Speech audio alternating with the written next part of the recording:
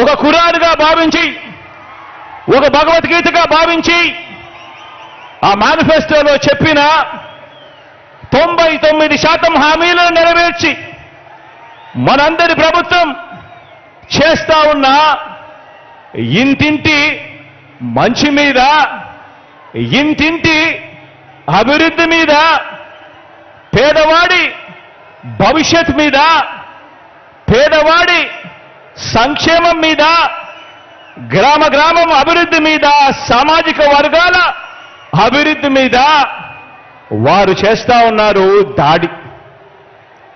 ఆలోచన చేయమని అడుగుతా ఉన్నా. ఈరోజు మన పెత్తందారులంతా కూడా ఎవరి మీద దాడి చేస్తా ఉన్నారు అన్నది ఆలోచన చేయమని కోరుతా ఉన్నాను మిమ్మల్ని అందరినీ కూడా. మన ప్రభుత్వం అమలు చేస్తా ఉన్న రాబోయే తరం విద్యా విధానం మీద వీరి దాడి.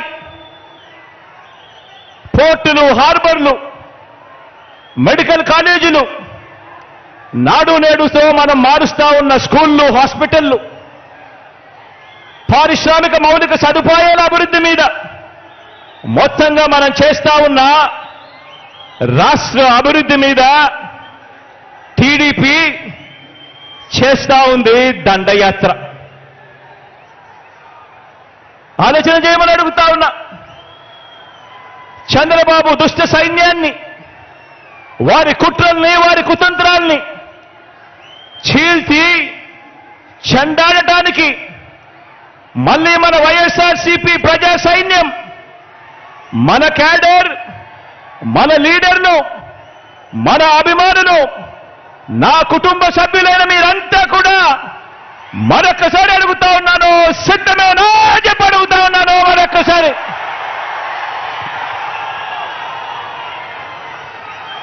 మనకు ప్రతిపక్షానికి మధ్య ఉన్న తేడాను, ప్రతి కుటుంబానికి మనం చేసిన మంచిని వివరించేందుకు ఈరోజు ఈ గోదారమ్మ సీమలో ఈరోజు ఇక్కడ నిలబడి ఉన్న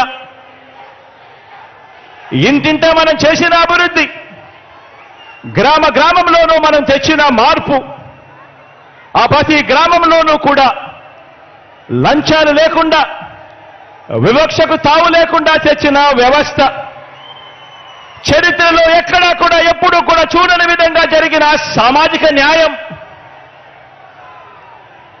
వీటి అన్నింటికీ మనందరి ప్రభుత్వమే కేర్ ఆఫ్ అడ్రస్ అని ప్రతి అభిమాని, ప్రతి కార్యకర్త కూడా కాలర్ ఎగిరేసి చెప్పటానికి, కావలసిన అన్ని అంశాలను మీతో పంచుకునేందుకు తిరుగులేని ఆత్మవిశ్వాసంతో 175కు 175 ఎమ్మెల్యేలు, 25 ఎంపీలకు 25 మంది ఎంపీలను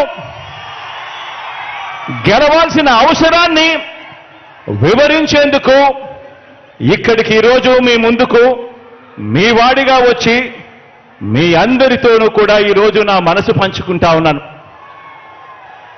మిమ్మల్ని అందరినీ కూడా ఆలోచన చేయమని కోరుతా ఉన్నాను. నా మాటలన్నింటినీ కూడా ప్రతి ఇంటికి కూడా వెళ్ళి ప్రతి ఒక్కరితో కూడా పంచుకోమని చెప్పి మిమ్మల్ని అందరినీ కూడా కోరుతా ఉన్నా. ఏ ఇంటికైనా కూడా మీ గ్రామాలలో మీరు అక్కడికి వెళ్ళినప్పుడు, ఆ ఇంటికి వెళ్ళినప్పుడు ఆ ఇంట్లో అడగండి, అమ్మా, అక్క, చెల్లెమ్మ, అన్న, తమ్ముడు, ఆ అవ్వలు, ఆ తాతల చిరునవ్వుల మధ్య అడగండి. 1995లో సీఎం అయిన చంద్రబాబు, 14 సంవత్సరాలు ఆయన సీఎంగా ఉన్న చంద్రబాబు, 14 సంవత్సరాలు సీఎంగా ఉన్న చంద్రబాబు 3 సార్లు సీఎం అయిన చంద్రబాబు మీ ఇంటికి గాని, మీ ఊరికి గాని, మీ సామాజిక వర్గానికి కానీ, మీ కుటుంబ భవిష్యత్తుకు కానీ ఏం చేశాడు అని చెప్పి అడగండి. ఆ ప్రతి ఇంట్లోనూ అడగండి, ఆ ప్రతి అక్క చెల్లెమ్మను అడగండి, ఆ ప్రతి అన్న తమ్ముడిని అడగండి, ఆ చిరునవ్వుల మధ్య ఉన్న అవ్వ తాతలను అడగండి. అదే పేద కుటుంబం